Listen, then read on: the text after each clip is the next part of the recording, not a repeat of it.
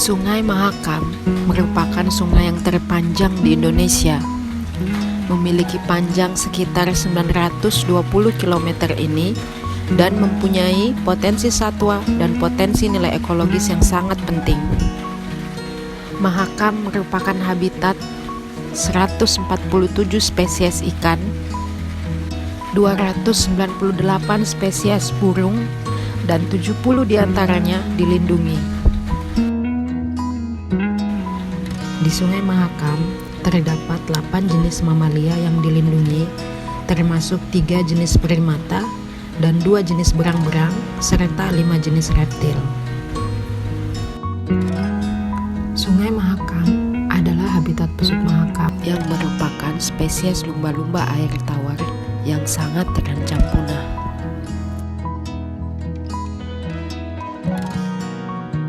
Lumba-lumba air tawar ini dikenal dengan nama Latin Orcella brevirosaurus dan nama Inggris Irrawaddy dolphin.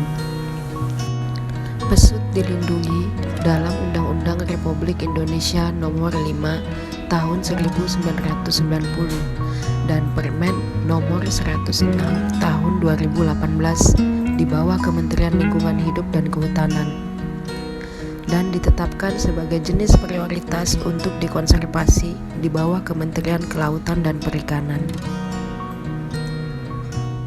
Berdasarkan data tahun 2019, populasi pesut tinggal 81 ekor saja dan menempati urutan tertinggi dari daftar satwa Indonesia yang sangat terancam punah di dalam daftar merah IUCN. Penyebab kematian pesut, 67% dari kasus kematian disebabkan karena terjerat rengge nelayan dan 9% karena tertabrak ponton dan speedboat. Ancaman terbesar untuk populasi pesut mahakam adalah tangkapan samping yang tidak disengaja. Sekitar 67% dari seluruh kematian yang diketahui penyebab mati di dalam alat jaring insang alias gillnet.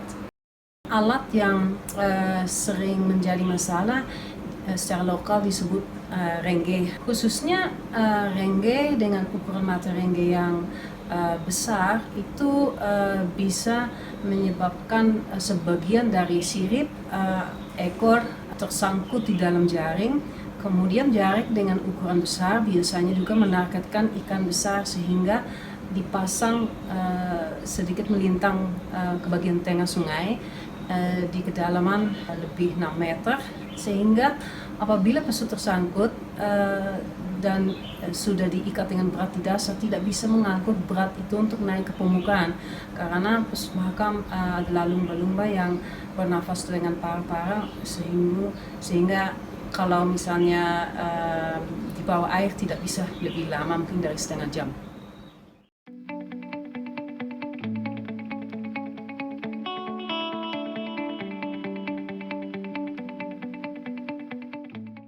Alih fungsi lahan menjadi perkebunan atau pertambangan dapat mengakibatkan menurunnya kualitas Sungai Mahakam.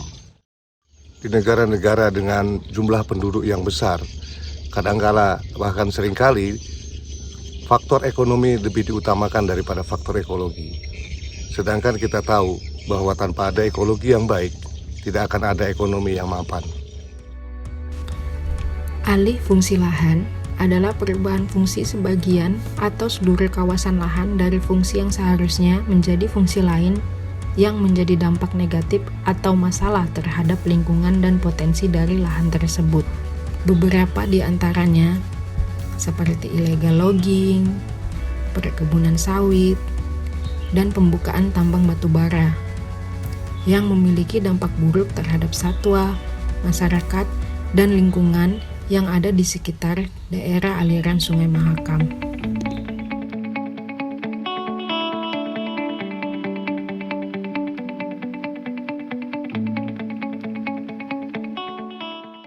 Memang perubahan dalam waktu saya mulai penelitian di sini mulai dari tahun 1999, jadi sudah lebih 20 tahun lalu. Waktu itu memang pesutnya banyak sekali di sini, dan waktu studi mengikuti hari migrasi mereka, biasanya mereka startnya di Muara Pahu, menyusuri Sungai Kedang Pahu sampai ke Muara Bolowan sini, dan mereka akan lama berada di Muara Sungai Bolowan ini. Kemudian setelah ada perubahan di sini dengan pontong keluar masuk di Kedang Pahu, pesutnya semakin susah. Kadang-kadang kalau ketemu pontong, ketakutan dengan suara di bawah air, mereka seringkali berubah arah dan kembali lagi ke Muara Pahu karena lebih luas di sana. Namun tetap mereka masih memanfaatkan Sungai Kedang Pahu ini. Nah, setelah ada perubahan lebih dahsyat sebetulnya waktu pembukaan sawit di tahun 2010-2009 di daerah Bolowan ini. Jadi banyak lahannya besar sekali yang dibuka, dan itu merupakan tempat pemijahan ikan pada saat banjir. Sehingga perubahannya itu karena bendungan yang dibuat dan kanal itu melarutkan banyak pestisida dan herbisida, sehingga kami juga lihat ada pesut kadang-kadang dengan bercak di pigmentasi di tubuhnya. Masyarakat juga di Kedang Pahu juga mengeluh waktu itu banyak gatal-gatal kulit segala macam. Gatal gitu ya Om ya? Kadang-kadang katanya gatal kalau kita garuni satu malam nggak bisa berhenti kita. Masalah yang ada di Das Mahakam tidak hanya persoalan alih fungsi lahan yang menjadi ancaman habitat pesut Mahakam dan satwa-satwa yang ada di daerah aliran Sungai Mahakam. Beberapa masalah diantaranya adalah destructive fishing dan sampah plastik yang masih sering dibuang ke sungai oleh masyarakat yang ada di Das Mahakam. Dampak dari destructive fishing tersebut sebenarnya juga merugikan para nelayan yang ada di Das Mahakam. Karena ketika destructive fishing dilakukan, maka ikan yang berukuran kecil pun juga akan ikut mati. Sehingga tidak akan ada perkembangbiakan dan nelayan akan semakin sulit untuk mendapatkan ikan. Selain itu, pesut juga akan sulit untuk mendapatkan sumber makanannya.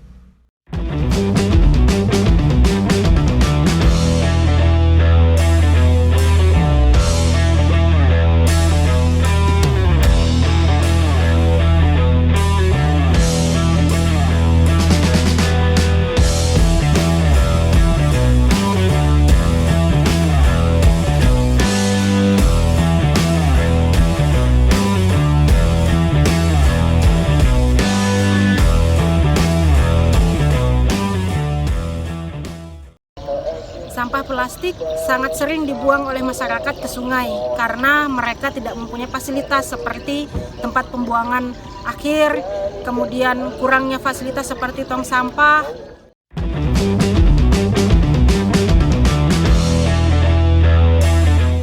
Semoga aja masyarakatnya bisa paham dan bisa mengerti juga artinya pembuang sampah sembarangan itu bisa mencemari Sungai Mahakam, intinya untuk lindungan pesut atau juga ikan dan makanan pesut.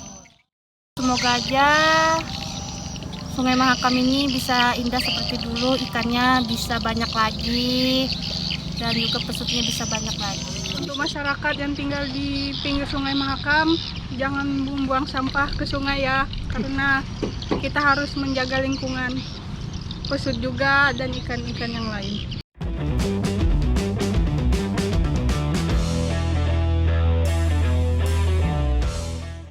Berbagai upaya yang dilakukan oleh RASI untuk mencoba mengatasi persoalan yang ada di Das Mahakam, diantaranya adalah memberikan edukasi kepada masyarakat mengenai pentingnya menjaga lingkungan hidup melalui pendidikan lingkungan hidup, pelepasan satwa liar, pembagian poster sampah atau satwa, budidaya ikan berkelanjutan, dan pelatihan rescue pesut, hingga pembuatan kebijakan kawasan konservasi perairan habitat pesut Mahakam. Salah satu usaha yang telah dilakukan oleh Yayasan Konservasi RASI dalam melindungi pesut Mahakam adalah dengan membentuk kawasan konservasi perairan bersama-sama dengan pemerintah Kabupaten Kutai Kartanegara. Perjalanan pembentukan kawasan konservasi habitat pesut Mahakam itu sendiri berhasil mengajak 27 desa yang ikut berpartisipasi di dalamnya. Dan ini merupakan pembentukan KKP perairan air tawar pertama di Indonesia. Kawasan konservasi habitat pesut mahakam itu sendiri sebagai perlindungan untuk sumber daya yang ada, terutama perikanan yang diperuntukkan bagi masyarakat yang ada. Manfaat dari KKP itu sendiri yaitu mengurangi polusi kimia melalui peraturan ataupun regulasi yang diatur di dalam kawasan itu sendiri. Selanjutnya adanya aturan atau regulasi yang mengatur mengenai destructive fishing ataupun perikanan tangkap yang merugikan bagi masyarakat yang ada. Kemudian masyarakat bisa mendapatkan pendapatan alternatif melalui budidaya perikanan secara berkelanjutan dan juga pendapatan melalui sektor ekowisata.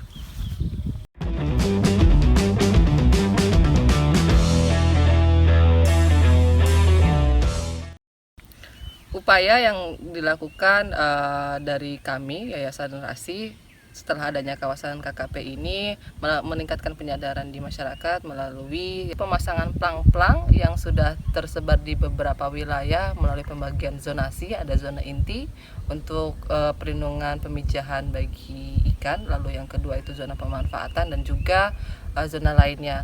Plang-plang dipasang, salah satunya yaitu larangan untuk penangkapan ikan di zona inti, lalu yang kedua itu mengenai larangan pembuangan sampah di sungai dan juga penyetruman, dan selanjutnya yaitu ada plang mengenai himbauan bagi masyarakat yang memiliki transportasi agar tidak laju-laju melintasi kawasan tersebut agar tidak mengganggu habitat pesut mahakam itu sendiri.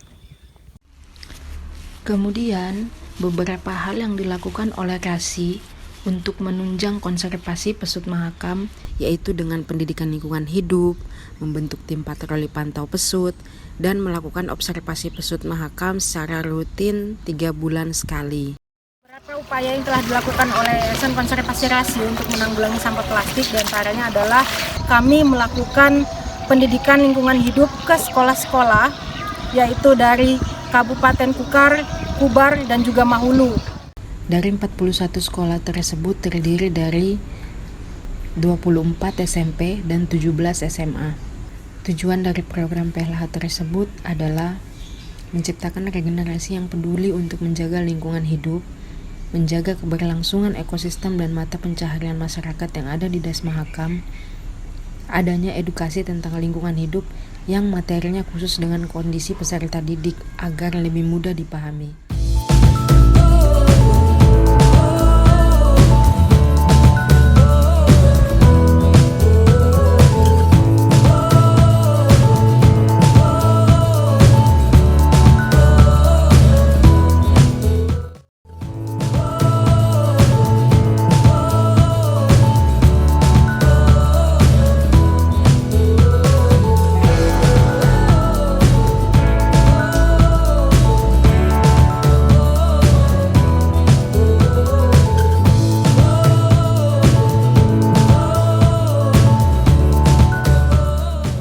Saya Dani dari tim Pantau 3 Kecamatan Kota Bangun. Nama saya Rahman, saya dari Pantau 4 Kecamatan Marakaman.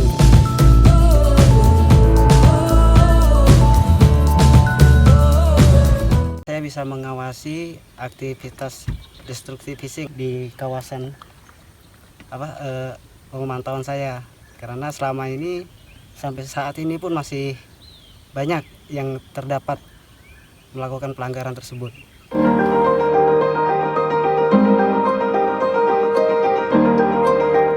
Nelayan yang menggunakan alat setrum, racun, dan alat tangkap yang monopoli seperti sawaran, julu, dan juga trol.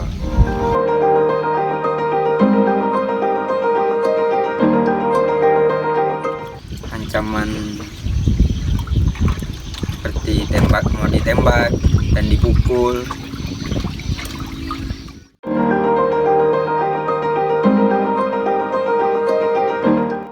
Jadi ajak bicara dan disadarkan biar merubah cara tangkap nelayan mereka, biar menyadarkan mereka bisa tidak melakukan aktivitas yang merusak lingkungan nelayan kita.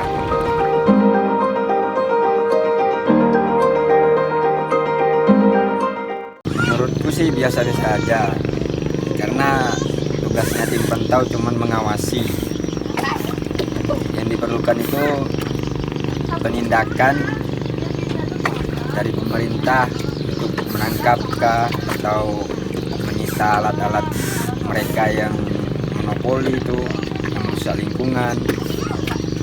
Karena penting untuk ada penindakan, soalnya nanti anak cucu kami mau cari ikan apa, mau nelayan apa, kalau ikan sudah habis duluan.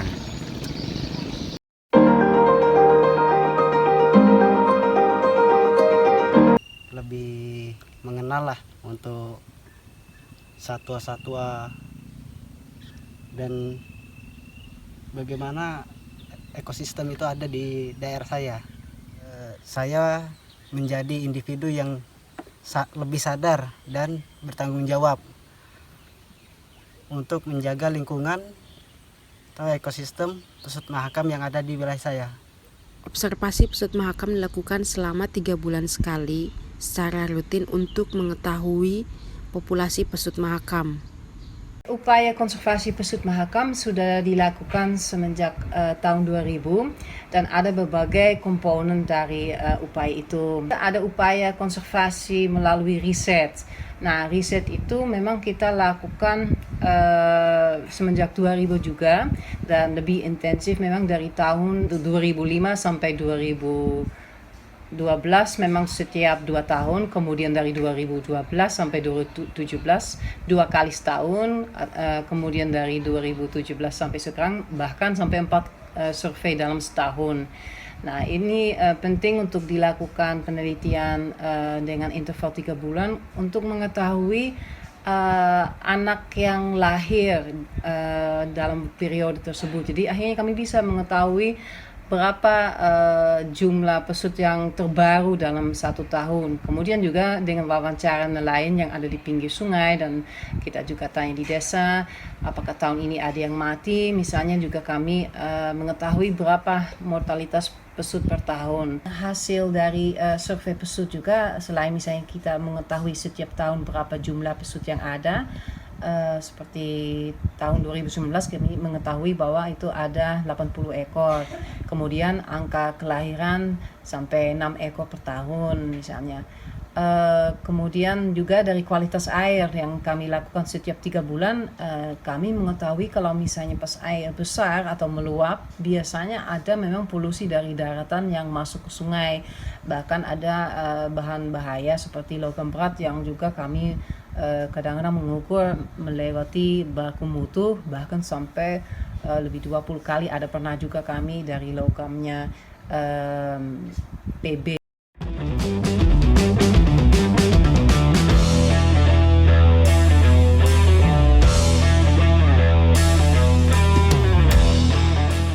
Kami melakukan studi pingar. Pingar itu semacam alat yang memancarkan frekuensi tinggi yang mengganggu sebetulnya frekuensi pesut untuk mencari makan. Jadi kami melakukan sudah 3 kali studi eksperimental untuk melihat frekuensi mana dan desibel mana yang paling cocok untuk pesut untuk menjauhkan. Kemudian ada survei yang baru yang kami lakukan di Januari 2021 untuk melihat setelah 6 bulan alat itu dipasang di misalnya daerah penelitian kami di Marapela, apakah pesut masih terganggu enggak? Bisa saja dia sudah mulai terbiasa. Nah, setelah kami meneliti ini, ternyata pesut masih tetap coba menjauhkan sejauh 10 meter lah dari alat itu. Nah, di sisi lain juga perlu memang upaya mungkin untuk rengge mungkin dibatasi ukuran mata renggenya. Karena yang ternyata paling sering terjerat pesut mahakam adalah mata rengge yang ukuran besar di atas 10 cm.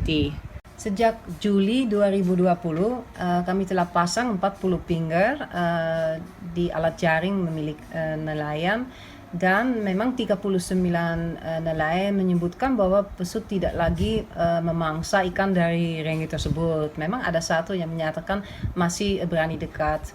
Mungkin karena lokasi memang merupakan lokasi titik favorit pesut, sehingga mungkin masih bisa berani dekat dengan Rengge tersebut. Jadi untuk itu mungkin masih perlu cari solusi lain juga. Cuman pada umumnya bisa dikatakan pengai ini cukup berhasil untuk mengurangi untuk sementara ini kematian dari pesut ini. Salah satu upaya lain adalah memberikan informasi kepada nelayan tentang cara pelepasan pesut dari alat jaring apabila terjerat. Nah, sejak 2002 memang kita ada 10 kali pelaporan pesut yang berhasil dibebaskan dari terjerat Rengge, dan juga memang ada 7 ekor yang selamat dari rawa. Jadi secara aktif dipindahkan dari rawa karena rawa sudah mau kering. Jadi untuk dikembalikan ke Mahakam. Kalau semakin kering bisa dehidrasi dan juga bisa kena banyak akar-akar yang bisa mencederah pesut ini. Keberhasilan dari sebuah usaha konservasi atau pelestarian alam itu tergantung kepada kebijakan-kebijakan pemerintah dan juga dukungan dari masyarakat luas. Tanpa ada elemen-elemen tersebut, maka upaya-upaya untuk menuju kelestarian lingkungan akan sangat sulit tercapai. Semua program dan upaya yang telah dilakukan oleh RASI adalah untuk menjaga habitat pesut Mahakam tanpa menanggalkan potensi ekonomi, sosial, dan budaya masyarakat yang ada di Das Mahakam.